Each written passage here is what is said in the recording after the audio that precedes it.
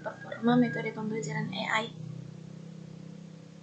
Sebelum itu, perkenalkan nama saya Semetika Ranta dengan NIM 224611008 dari kelas D3.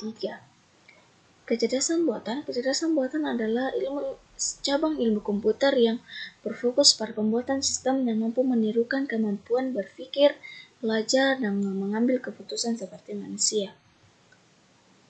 Kecerdasan buatan dibagi menjadi 3 jenis berdasarkan cara belajarnya, yaitu yang pertama supervised learning, yang kedua unsupervised learning, dan yang ketiga reinforcement learning.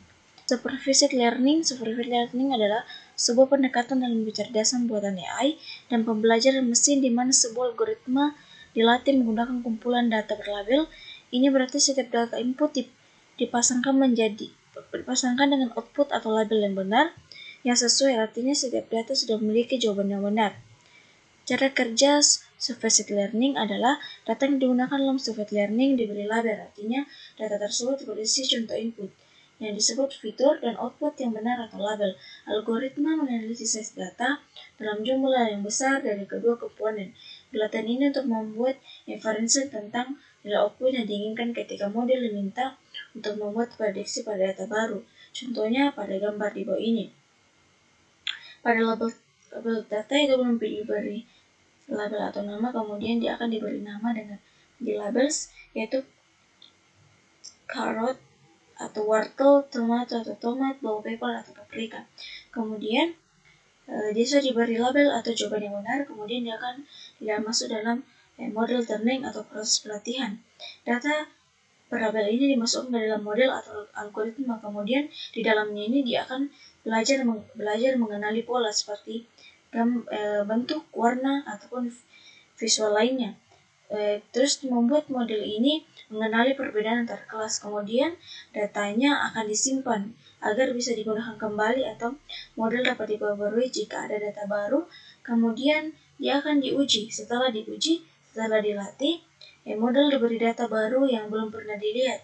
Contohnya itu ada gambar wortel, tomat, dan paprika tanpa label. Kemudian dia akan masuk di prediction atau prediksi. Model menganalisis data ujian adalah implementasi supervised learning dalam dunia nyata sangat luas dan beragam. Berikut ada beberapa implementasinya. Yang pertama itu penyaringan email, yang kedua pengenalan wajah, yang ketiga diagnosis medis, yang keempat perkiraan cuaca, dan yang kelima sistem rekomendasi. Kemudian ada unsupervised learning. Unsupervised learning adalah cabang machine learning di mana AI belajar dari data tanpa label atau panduan manusia. Model hanya diberi data mentah dan bertugas menemukan pola, struktur, dan hubungan tersembunyi secara mandiri untuk mengelompokkan data atau mendeteksi anomali. Cara kerjanya sederhana. Bayangkan Anda memberikan sekelompok gambar buah tanpa memberitahu nama buahnya. Algoritma unsupervised learning akan mengelompokkan gambar-gambar tersebut berdasarkan kesamaan visual, warna, atau bentuk. Contohnya pada gambar di bawah ini, input raw data, unlabeled data, artinya dia tidak diberi nama atau tidak diberi label. Kemudian dia masuk di interpretation atau pemahaman awal. Ini mulai membaca-baca ciri-ciri data seperti bentuknya, warnanya, atau ukurannya.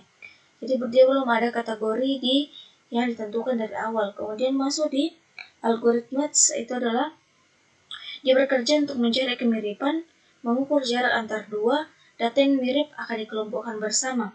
Kemudian masuk di processing atau perkelompokan. Proses perhitungan dilakukan berulang sampai terbentuk kelompok yang stabil. Setiap kelompok berisi data dengan karakteristik yang sempurna. Kemudian ada outputnya. Di outputnya ini dia menghasilkan cluster atau kelompok, bukan label pasti. Contohnya itu ini ada kelompok paprika, terong dengan bawang. Nama kelompok ini bisa diberi setelah proses selesai oleh manusia. Kemudian adalah implementasi unsupervised learning diterapkan secara luas di dunia nyata dalam berbagai cara. Metode ini sangat berguna untuk menemukan pola tersembunyi, mengelompokkan data serupa, dan mendeteksi anomali tanpa memerlukan data yang diberi label sebelumnya, seperti segmentasi pelanggan, deteksi anomali, sistem rekomendasi, dan mengelompokkan dokumen. Kemudian yang ketiga adalah reinforcement learning. adalah cabang dari machine learning di mana agen program atau robot belajar membuat keputusan optimal melalui interaksi trial and error di suatu lingkungan dengan menerima hadiah atau reward atau hukuman atau penalti sebagai umpan balik untuk memaksimalkan hasil jangka manusia. Reinforcement learning juga merupakan metode AI yang belajar dari pengalaman, mirip seperti manusia belajar dari kesalahan. Kemudian, reinforcement learning bekerja seperti AI, belajar dari pengalaman mulai coba-coba. Agen atau AI berinteraksi dengan lingkungan, melakukan tindakan lalu menerima reward, hadiah atau hukuman sebagai feedback untuk memperbaiki kebijakan strategi.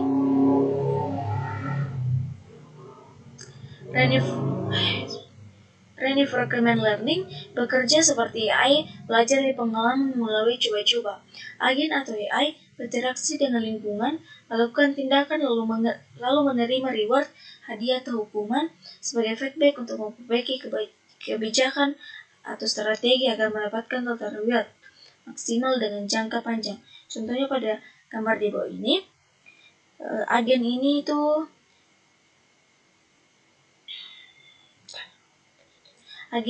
ini gambar anjing, dia ini melihat manusia atau melihat lingkungannya memegang tongkat, kemudian anjing ini akan melakukan tindakan, misalnya dia berlari ke arah tongkat yang dilempar. Kemudian manusia memberikan imbalan berupa pujian atau elusan jika anjing berhasil mendapatkan tongkat.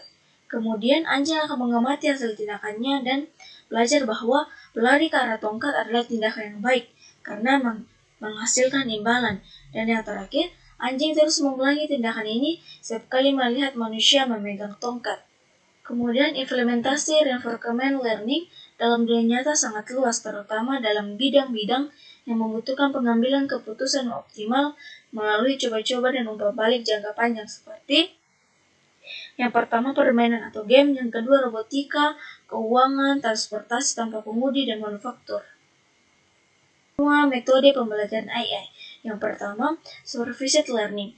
Dia memiliki metode yaitu yang pertama, akurasi adalah ukuran yang menunjukkan seberapa sering model AI membuat prediksi yang benar.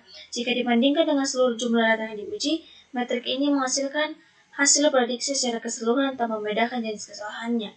Akurasi ini biasanya digunakan ketika jumlah data pada setiap kelas relatif seimbang, karena dapat memberikan gambaran atau umum tentang performa model. Yang kedua adalah precision, adalah ukuran menunjukkan seberapa tepat prediksi positif yang dihasilkan oleh model AI. Metrik ini fokus pada hasil prediksi positif, yaitu berapa banyak dari prediksi tersebut yang benar-benar sesuai dengan kondisi sebenarnya. Precision adalah sangat penting digunakan pada kasus di mana kesalahan prediksi positif dapat menimbulkan dampak yang besar. Recall adalah ukuran yang menunjukkan kemampuan model AI dalam menemukan seluruh data positif yang sebenarnya ada. Metrik ini menilai seberapa banyak data yang seharusnya terdeteksi sebagai positif berhasil dikenali oleh model. Recall ini sangat penting dalam situasi di mana melewati data positif dapat menyebabkan risiko atau kerugian yang besar. Kemudian metode yang kedua itu unsupervised learning. Yang pertama, Shell-How score adalah metrik yang digunakan untuk menilai seberapa baik hasil pengelompokan atau clustering data yang dilakukan oleh model unsupervised learning. Metrik ini melihat apakah suatu data sudah berada di cluster yang tepat dengan cara membandingkan jarak data tersebut dengan data lain dalam cluster yang sama dan dengan data pada cluster terdekatnya. Jika nilai Shell-How score tinggi, berarti data dalam satu cluster sangat berdekatan dan memiliki jarak yang cukup jauh dengan cluster lain sehingga hasil clustering dianggap baik. Yang kedua ada Davies-Boolean Index, adalah metrik yang digunakan untuk mengukur tingkat kemiripan antar cluster dalam hasil clustering. Metrik ini memperhatikan dua hal utama, yaitu kerapatan data di dalam satu cluster dan jarak antar cluster yang berbeda. Jika nilai Davies-Boolean Index kecil, maka cluster yang terbentuk semakin jelas, rapat, dan tidak saling tumbang tindih. Sebaliknya, nilai yang besar menunjukkan kualitas clustering yang kurang baik. Reward, Cumulative reward adalah ukuran yang menunjukkan total keseluruhan reward yang dipilih oleh agen AI. Selama proses pembelajaran berlangsung, metrik ini digunakan untuk menilai seberapa baik agen dalam mengambil keputusan dari waktu ke waktu.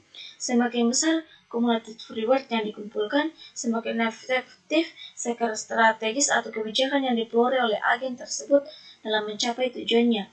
Dan yang kedua, average rewards adalah metrik yang menunjukkan rata-rata reward yang diperoleh agen AI dalam setiap langkah atau setiap episode pembelajaran. Metrik ini membantu melihat kestabilan performa agen selama proses belajar.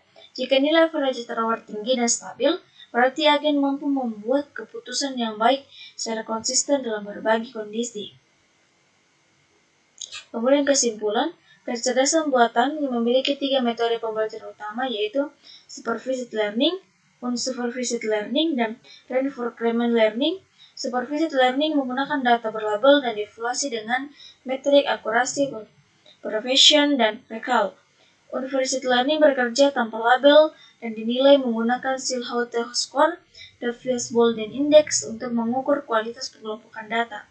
Reinforcement learning belajar melalui reward dan punishment dengan performa diukur menggunakan cumulative reward dan average reward.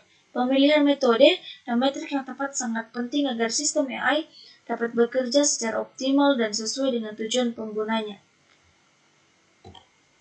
Demikian video yang saya buat. Terima kasih.